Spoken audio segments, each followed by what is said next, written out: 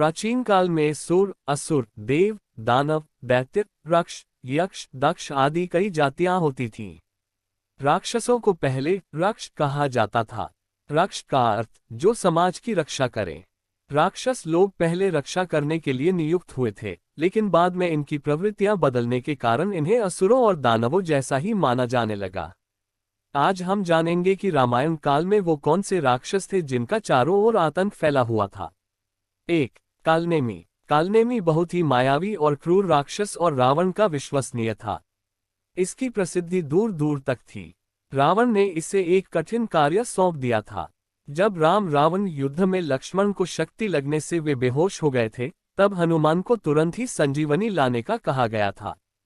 हनुमान जी जब संजीवनी लाने निकले, तब रावण ने उनके मार्ग में विघ्न उपस्थित करने के लिए कालनेमी को भेजा। कालनेमी ने अपनी माया से तालाब, मंदिर और सुंदर बगीचा बनाया और वहीं एक ऋषि का वेश धारण कर उनके मार्ग में बैठ गया।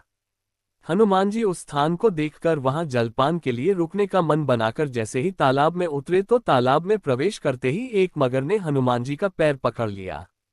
हनुमान जी ने उसे मार डाला और फिर अपनी पूंछ से कालनेमी को जकड़कर उसका वध कर दिया। 2. सुबाहु। ताड़का के पिता का नाम सुकेतु यक्ष और पति का नाम सुंद था। सुंद एक राक्षस था, इसलिए यक्ष होते हुए भी ताड़का राक्षस कहलाए। अगस्त्य मुनि के शाप के चलते इसका सुंदर चेहरा कुरूप हो गया था, इसलिए उसने ऋषियों से बदला लेने की ठानी थी। वह आए दिन अपने पुत्रों के साथ मुनियों को परेशान करती रहती थी।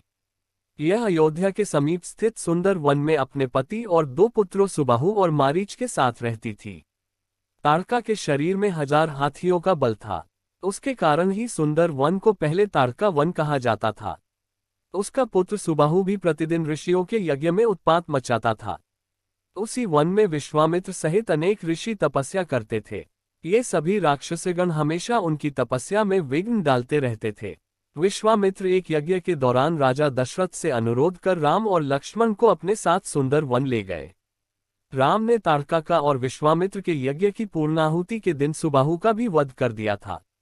राम के बाण से मारीच आहत होकर दूर दक्षिण में समुद्र तट पर जा गिरा था। 3. राक्षस राज रावण। माली की पुत्री कैशी रावण की माता थी। रावण का अपने नाना की ओर झुकाव ज्यादा था, इसलिए उसने देवों को छोड़कर राक्षसों की उन्नति के बारे में ज्यादा सोची। रावण एक कुशल राजनीतिज्ञ, सेनापति और वास्तुकला का ज्ञाता होने के साथ साथ ब्रह्मज्ञानी तथा बहुविद्याओं का जानकार था। रावण ने लंका को नए सिरे से बसाकर राक्षस जाति को एकजुट किया और फिर से राक्षस राज कायम किया। पौराणिक मान्यता के अनुसार एक शाप के चलते असुरराज विष्णु के पार्षद जय और विजय ने ही रावण और कुंभकर्ण के रूप में फिर से जन्म लेकर धरती पर अपना साम्राज्य स्थापित किया।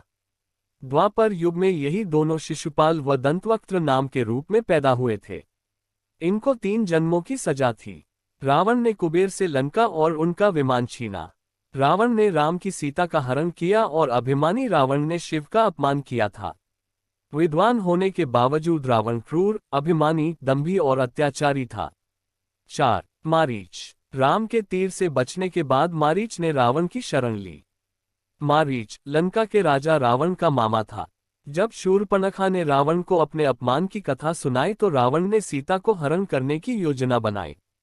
सीता हरण के दौरान रावण ने मारीच की सहायता ली। रावण महासागर पार करके गोकर्ण तीर्थ में पहुंचा, जहां राम के डर के कारण मारीच छिपा हुआ था। रावण को देखकर मारीच ने कहा कि राक्षसराज, ऐसी क्या आवश्यकता आ पड़ी जो आपको मेरे पास आना पड़ा। रावण ने गुस्से से भरकर कहा कि राम लक्ष्मण ने शूर्पणखा के नाक कान काट दिए और अब हमें उनसे बदला लेना होगा।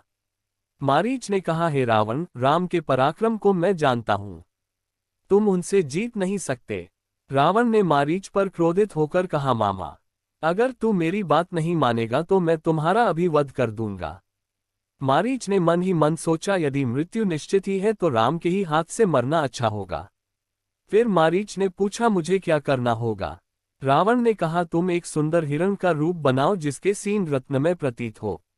ऐसा रूप बनाओ कि सीता मोहित हो जाए।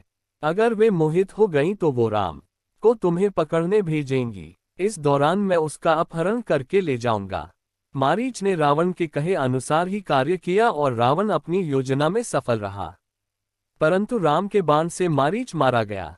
5. कुंभकर्ण, ये रावण का भाई था, जो 6 महीने बाद एक दिन जागता और भोजन करके फिर सो जाता, क्योंकि इसने ब्रह्मा जी से नींद का वरदान मांग लिया था। युद्ध के दौरान किसी तरह कुंभकर्ण को जगाया गया। कुंभकर्ण ने युद्ध में अपने विशाल शरीर से वानरों पर हमला करना शुरू कर दिया, जिससे राम की सेना में हाहाकार मच गया। सेना का मनोबल बढ़ाने के लिए राम ने कुंभकर्ण को युद्ध के लिए ललकारा और भगवान राम के हाथों कुंभकर्ण मारा गया। 6 कबंध, सीता की खोज में लगे राम लक्ष्मण को दंडक वन में अचानक एक विचित्र राक्षस दिखा, जिसका मस्तक और गला नहीं थे। उसकी केवल एक ही आंख नजर आती थी। वह विशालकाय और भयानक था। उस विचित्र दैत्य का नाम कबंध था। कबंध ने राम लक्ष्मण को एक साथ पकड़ लिया। तब राम और लक्ष्मण ने कबंध की दोनों भुजाएं काट डाली। कबंध ने भूमि पर गिरकर पूछा, आप लोग कौन हैं? परिचय जानकर कबंध बोला, यह मेरा भाग्य है कि आपने मुझे बंधन मुक्त कर दिया। कबंध ने कहा, मैं दनु का पुत्र कबंध बहुत पराक्रमी तथा सुंदर था। राक्षसों जैसी आकृति बनाकर मैं ऋषियों को डराया करता था, इसीलिए मेरा ये हाल हो गया था। 7 विराध, विराध दंडकवन का राक्षस था। सीता और लक्ष्मण के साथ राम ने दंडक वन में प्रवेश किया। राम ऋषियों के आश्रम में रहने लगे। ऋषियों ने उन्हें महावन के बारे में बताया, जहां कई प्रकार के हिंसक पशु और नरभक्षक राक्षस निवास करते थे। ये नरभक्षक राक्षस ही ऋषियों को कष्ट दिया करते थे। राम को कुछ ही दूर जाने के बाद बाघंबर धारण किए हुए एक पर्वताकार राक्षस दिखा। वह राक्षस हाथी जैसे चिंघाड़ता हुआ सीता पर झपटा। उसने सीता को उठा लिया और कुछ दूर जाकर खड़ा हो गया। उसने राम और लक्ष्मण पर क्रोधित होते हुए कहा, तुम धनुष बाण लेकर दंडक वन में घुस आए हो। तुम दोनों कौन हो? मैं प्रतिदिन ऋषियों का मांस खाकर अपनी क्षुधा शांत करने वाला विराध हूँ। तुम्हारी मृत्यु ही तुम्हें यहाँ ले आई है।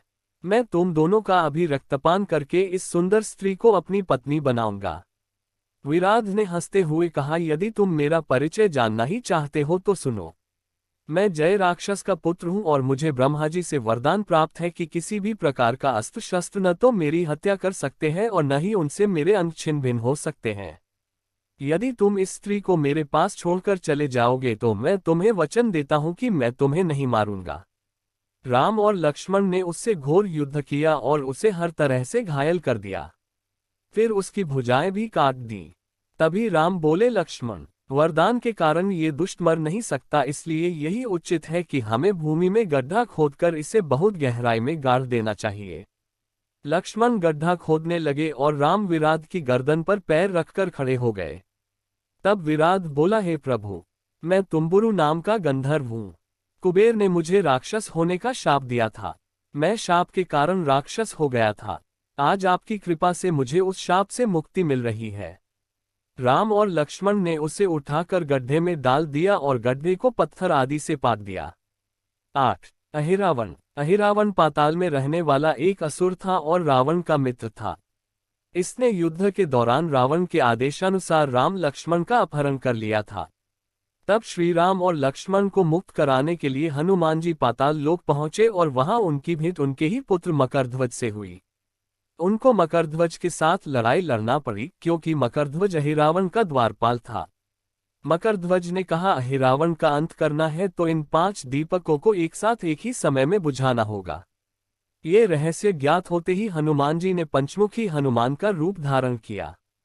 उत्तर दिशा में वराह मुख, दक्षिण दिशा में नरसिंह मुख, पश्चिम में गरुड़ मुख, आकाश की ओर हयग्रीव मुख एवं पूर्व दिशा में हनुमान मुख।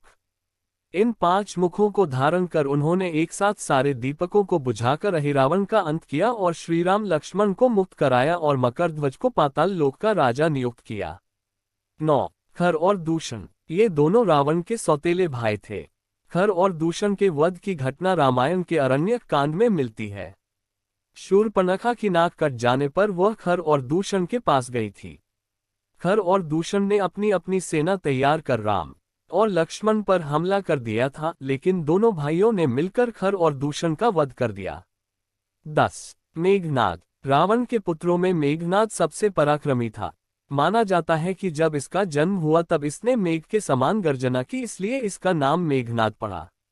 मेघनाद ने युवावस्था में गुरु शुक्राचार्य की सहायता से सप्तयज्ञ किया था और शिव के आशीर्वाद से दिव्य रथ, दिव्यास्त्र और तामसी माया प्राप्त की थी। मेघनाद को इंद्रजीत भी कहा जाता है क्योंकि उसने स्वर्ग पर आक्रमण करके उस पर अपना अधिकार जमा लिया था। मेघनाद बहुत ही शक्तिशाली और मायावी था। उसने हनुमान जी को बंधक बनाकर रावण के समक्ष प्रस्तुत कर दिया था। उसने राम की सेना से मायावी युद्ध किया था। कभी वह अंतर्ध्यान हो जाता तो कभी प्रकट हो जाता। विभीषण ने कुबेर की आज्ञा से गुह्यक जल श्वेत पर्वत से लाकर दिया था, जिससे नेत्र धोकर अदृश्य को भी देखा जा सकता था। श्री राम के सभी प्रमुख योद्धाओं ने इस जल का प्रयोग किया था, जिससे मेघनाद से युद्ध किया जा सके। मेघनाद ने राम लक्ष्मण पर दिव्य बाण चलाया जो नागपाश में बदल गया। इससे राम लक्ष्मण मूर्छित होकर गिर पड़े। राक्षस सेना में खुशी लहर छा गई, जबकि वानर सेना का मनोबल टूटने लगा। तब हनुमान जी पवन वेग से उड़ते हुए गरुड़ को लेकर आए।